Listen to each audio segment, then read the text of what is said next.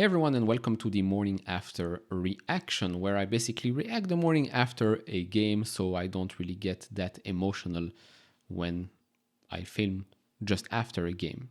So, I've been thinking a lot about the 2-0 victory of Real Madrid versus Chelsea. We finished the game with 10 players, of course, Ben Chilwell, straight red card. Okay, so let's start with the positives, which there aren't that many, but let's start with some. First of all, we had our chances, right? We had our chances.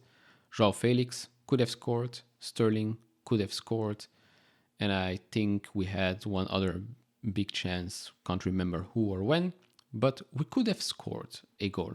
Mason Mount right at the end, we could have scored. Unfortunately, the story of this season is it's not our day, which I'm getting tired of hearing this. It's not our day, it's not our day. Okay, again, after spending 600 million on players, we still do not have a killer number 9. We are in the Champions League where our only big experienced number 9 is not even in the squad. I'm talking about Aubameyang. We can't score goals. So, yeah. The positives were we had our chances. We had our chances to come back in the game, which to me is a big positive. At Real Madrid, the current state of the way we're playing, we had our chances. We only lost 2-0 with 10 players. Okay, those were the positives. Then, the negatives. The negatives are always the same. Always the same. If we cannot score a goal, let's make sure we don't concede easy ones. I know, easier said than done. But as someone who has been watching football for the majority of his life, close to 29 years old, but the majority of my life I've seen football, I've played football as well. The amount of easy goals that we're letting in is actually incredible, especially seeing how we have one of the most expensive backline on the planet. And the only one that can actually defend is a free player, a 38-year-old Brazilian. Because if you look at Koulibaly, he's a fraction of what he was at Napoli. If you look at Cucurella, he's nowhere near what he did at Brighton. Reece James didn't have a great game, but overall I still think he's one of the best right back, right wing back in the world. Fofana, I think he's a fraud. Always said this, I will keep saying this. This guy is not deserving of a Chelsea shirt. He makes Maguire look like John Terry. I know this is the morning after, but trust me, this is much better than what I was thinking yesterday. But overall, the back line in shambles. Really, in shambles all season long, actually. It's like they don't know how to defend anymore. They don't know how to defend anymore. Then, moving up, midfield. You know what?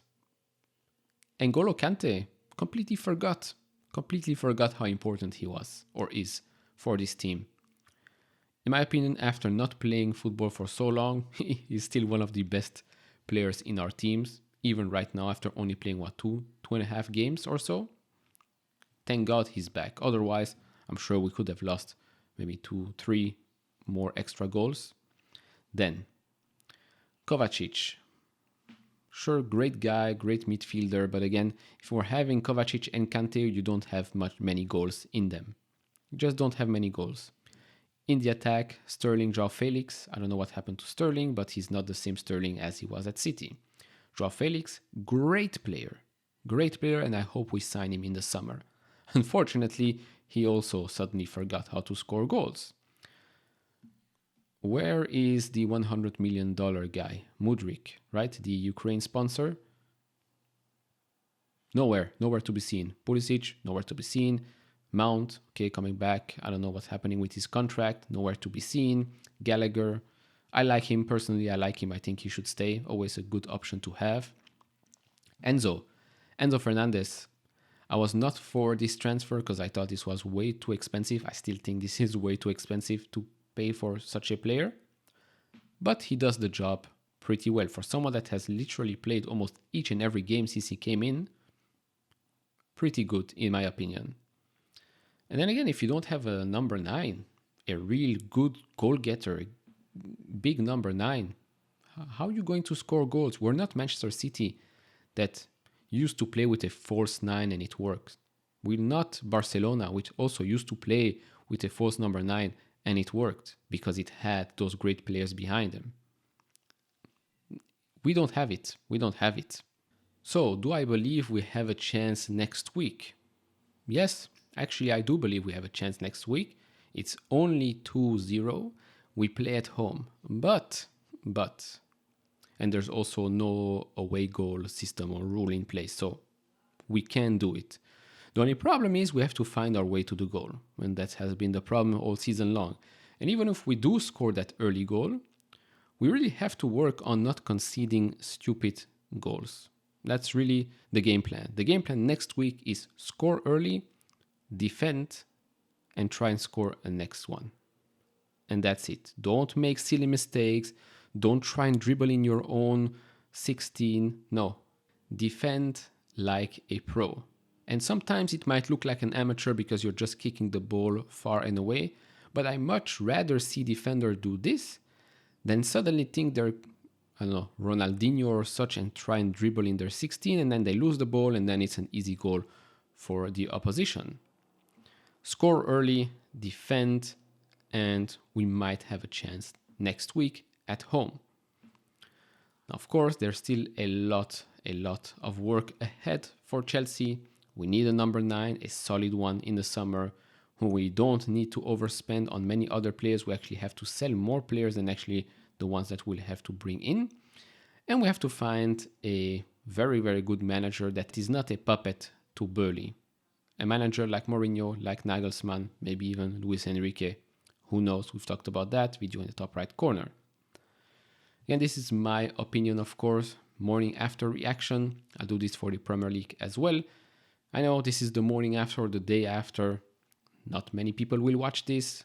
Lost my chances for many clicks. Again, I want to make my point clear here. This channel will not be about clickbaits and sensational titles and thumbnails and lies and BS to get your reaction and have toxicity in my comment sections.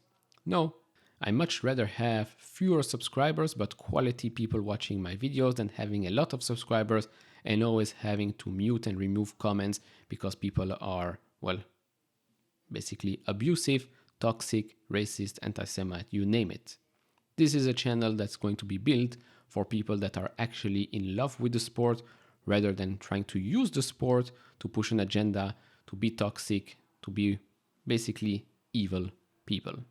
And so, to conclude, we have a chance, but we need to improve and improve quickly. As always, if you enjoy this type of videos, leave it a thumbs up, subscribe if you have not, and I'll see you all in the next one. Bye bye.